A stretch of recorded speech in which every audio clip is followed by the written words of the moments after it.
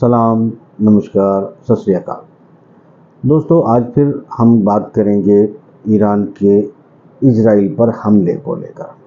मुख्तसर सी बात करेंगे क्योंकि जो अपडेट है उस पर हमें थोड़ी नज़र डालनी होगी। बाकी तो सारी सूरत हाल का हमको भी अगले 24 घंटों के अंदर ही अंदाज़ा होगा, मगर जो ज़रूरी है उस पर बात कर लेते हैं। इजराइल के चैनल 12 ने शनिवार को खुलासा किया है कि नेतन्याहू और अमेरिकी अधिकारियों के बीच बातचीत में हालत तनावपूर्ण बन गए हैं।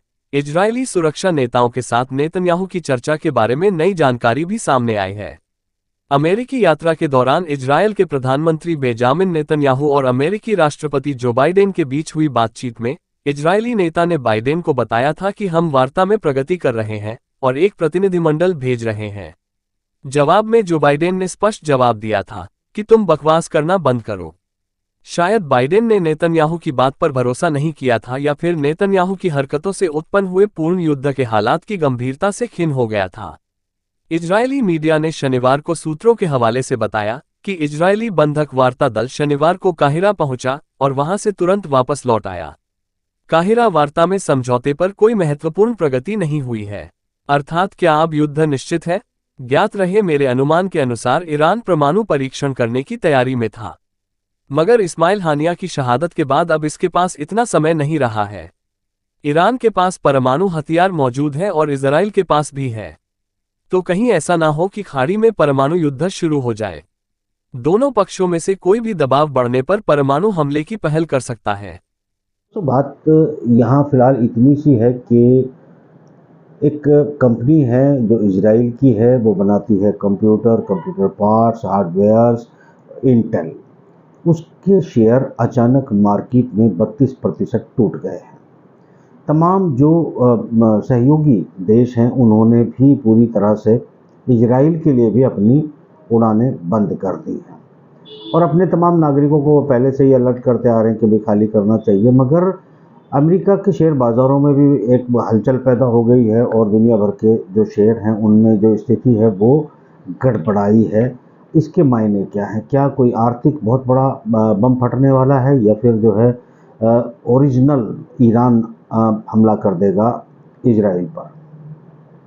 कल हमने काफ़ी लंबी बात की थी, आज हम बहुत मुख्तसर सी बात करने जा रहे हैं। तो मेरा इस वक्त का आकलन ये कहता है कि तमाम दबाव जो मैं देख रहा हूँ वो बन चुका है ईरान के ऊपर, और दबाव इतना है कि जितना जनरल सुलेमानी की शहादत या फिर जो हेलीकॉप्टर क्रैश हुआ रईसी का, वो उसके अलावा जितने जो मैं ये कहूँ कि अगर जो सूरत हाल बनी थी, एम्बेसी उड़ा दी थी ईरान के सीरिया के अंदर, पूरी हमले को ही उड़ा दिया था इजराइल ने। उसके बावजूद भी शायद उतना प्रेशर ईरान पे नहीं बना था जितना अभी जो हानिया की जो मौत हुई है, जो शहादत हुई है, उसको लेकर एक भारी दबाव और एक ऐसा जवाब देना मुश्किल हो गया है ईरान को कि वो क्या जवाब दे। क्या उन्होंने खुद मरवा दिया है या उनकी अपनी संलिप्तता उसमें शामिल है, या फिर ईरान इतना कमज़ोर है कि वो जिसे चाहे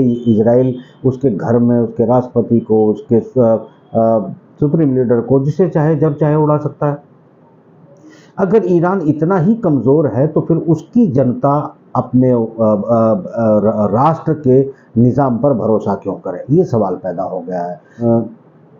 हिजबुल्लाह, हमास और हुतीस और जो खुद ईरान के गार्ड्स हैं जो जगह जगह इराक में या सीरिया में तैनात हैं, क्या वो अपने निज़ाम पर भरोसा करें? क्योंकि उनकी तैनाती अगर दुनिया भर में हो सकती है, मगर खुद ईरान अपने अंदर किसी को भी तहफ़्फ़ुज़ देने में नाकाम है, तो फिर ये तमाम जो लोग अपनी जान कुर्बान करने के लिए ईरान की तरफ से लड़ रहे हैं, अपना सब कुछ दांव पे लगाए हुए, ये क्यों लगाए? तो बहुत बड़ी क्रेडिबिलिटी जो है ईरान की फंस गई है। तमाम दुनिया का मीडिया और तमाम अपने आप को एक इस्लामिक लीडर की तरह प्रस्तुत करने वाला ईरान फंस के खड़ा हो गया है कि उनके अपने यहाँ एक मेहमान आता है जिसके ऊपर पूरी दुनिया में इस वक्त चर्चा चल रही है और जो जंग चल रही है उसकी हिफाजत नहीं कर पाता। अलबत्ता थोड़ा सा खुलासा किया है कि भाई उन्होंने जो हानिया की शहादत हुई है वो 7 किलो का कोई मिसाइल था जो मारा गया है। अब 7 किलो का मिसाइल क्या था, कहाँ से वो चलाया गया था, उसके बराबर में जो दीवार थी, जो लोग ठहरे थे, उनकी शहादत क्यों नहीं हुई? क्या इतना पक्का निशाना था कि अगर इजराइल से लगाया गया था तो सीधे हानिया और उसके गार्ड को ही जाकर लगा, या सिर्फ उतना सा ही कमरा उड़ाया गया जितने में हानिया ठहरा हुआ था? तो ये जो सूरत हाल है, ये बड़ी इतने सवाल खड़े हो गए हैं। कुछ आउटलेट ने कुछ और भी जानकारियाँ दी हैं। क्या मैं ये, वैसे मैं निजी अपनी राय बताऊं कि ईरान अभी इस स्थिति में नहीं है कि वो आपको ये बता सके कि असल में हमला कहाँ से हुआ, किसने किया। हम भी इस पर बिल्कुल चर्चा नहीं करेंगे कि किसने हमला किया, कहाँ किया, क्यों किया।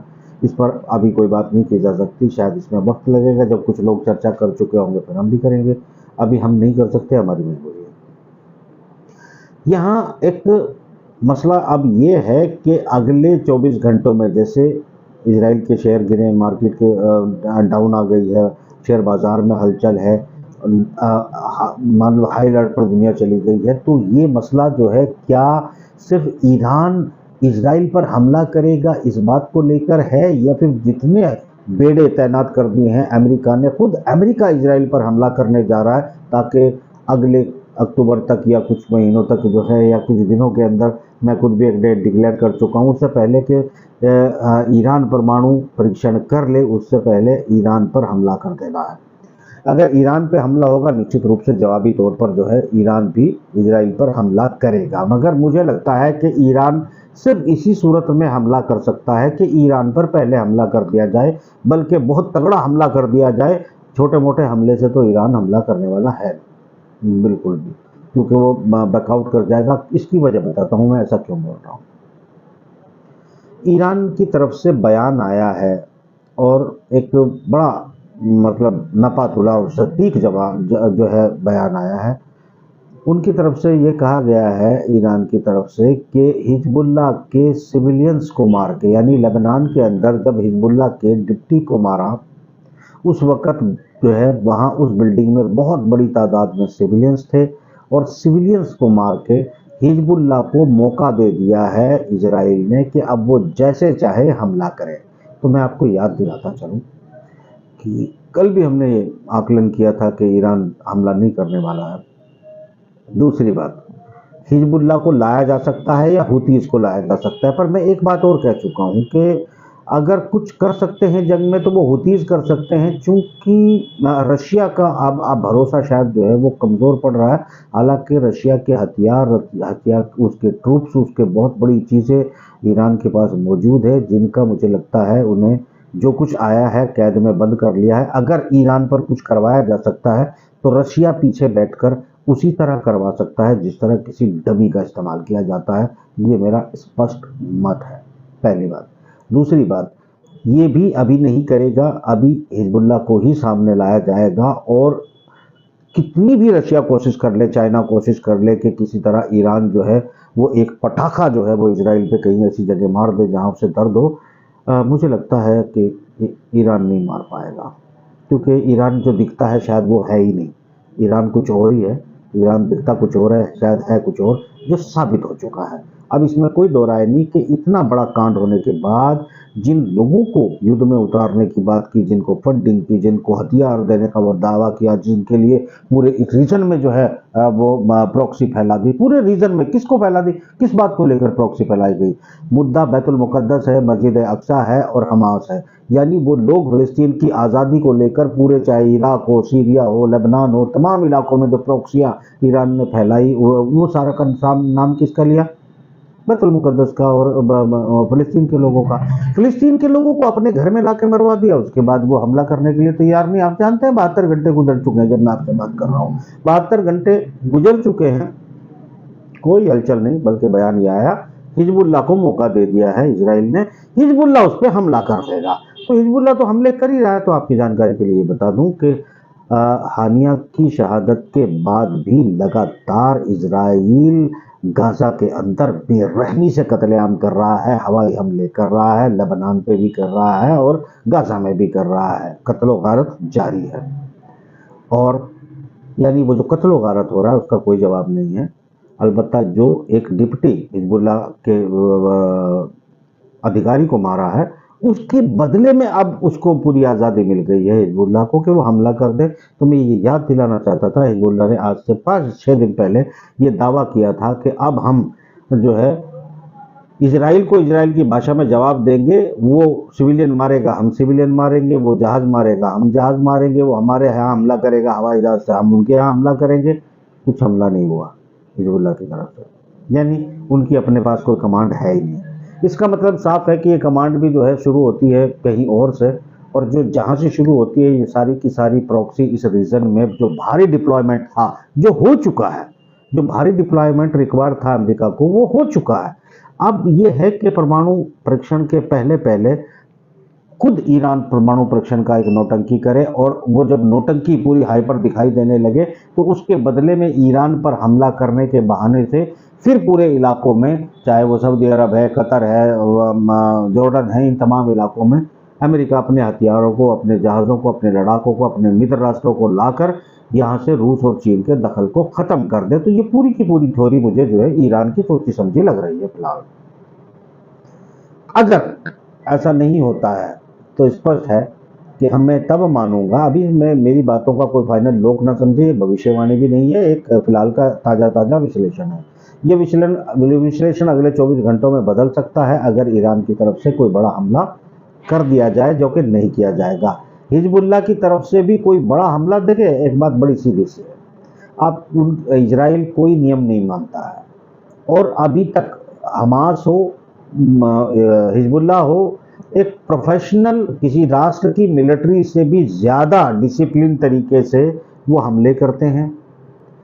किसी सिविलियन पे नहीं किया जाता। जो सिविलियंस पे हमला हुआ है वो खुद उस पर इल्ज़ाम लग चुका है कि वो इजराइल ने खुद किया है, जिसके बदले में उसने लेबनान में हमला किया है। दोस्तों, जहाँ पर ये हमला हुआ था ना, इसमें याद रखिएगा, वो अरबिक लोग थे, यानी वो फ़लस्तीनी लोग थे, मुस्लिम लोग थे, मारे जाने वाले यहूदी नहीं थे। ये भी सब याद रखिएगा। इसलिए बड़ी आसानी से इजराइल उन पर हमला कर सकता है, उनके लोग बड़े आसानी से चीज़ों को समझ सकते हैं। कुल मिलाकर एक बड़ी जंग की नौटंकी करके, बड़ी जंग की नौटंकी करके, इस रीजन में डिप्लॉय करके जो अब आगे बम फोड़ने जा रहा है रशिया और चाइना, ब्रिक्स की एक करेंसी लॉन्च करने जा रहा है, जिसकी वजह से इस पर लंबा तजिए की ज़रूरत है, जिसमें इस करेंसी से जो डिजिटल करेंसी होगी, जो क्रिप्टो करेंसी भी होगी, ये करेंसी एशिया में आ जाने से, जिसमें लगभग 80% 75% पॉपुलेशन जिस इलाके में रहती है, रीजन में रहती है, कारोबार जिसमें चलता है, अगर वो इलाके में ये आपस में कनेक्टिविटी कटने के बाद भी व्यापार करने लगते हैं, यही सोच के सऊदी अरब ने अपनी टीटी को आगे नहीं बढ़ाया। इस पर एक लंबा विश्लेषण करेंगे कि उसने टीटी को आगे क्यों नहीं बढ़ाया डॉलर के साथ।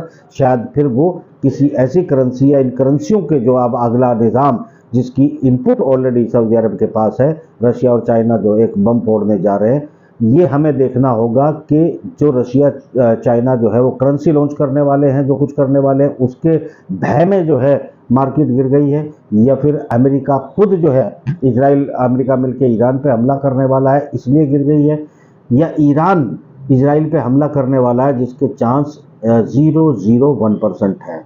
फिलहाल इस प्रोग्राम में इतना ही। कल पूरा अध्ययन करके जो है कुछ तथ्यों के साथ आपके साथ जुड़ूंगा। इस वक्त मोबाइल से मैं जुड़ने वाला हूँ, 1 घंटे का प्रोग्राम है, अगर आप चाहें तो मोबाइल से में से सुन सकते हैं। फिलहाल इजाज़त दें। खुदा।